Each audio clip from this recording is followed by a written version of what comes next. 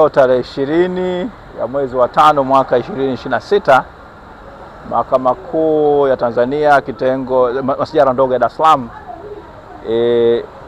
ilikuwa inatakiwa kutoa uamuzi katika kesi ya Said Issa na wenzake wawili dhidi ya bodi ya wadhamini wa Chama cha Demokrasia na Maendeleo na katibu mkuu.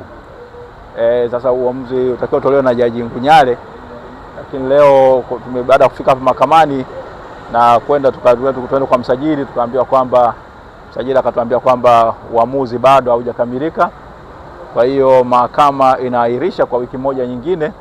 Tutakutana tarehe 28 mwezi wa 5 mwaka 2025, siku moja baada ya Eid al-Hajj. Kwa hiyo tutakutana hapa tarehe 28 ya mwezi wa 5 mwaka 2026 saa 6 mchana kuweza kupokea huo uamuzi kama utakuwa tayari. Asanteni sana.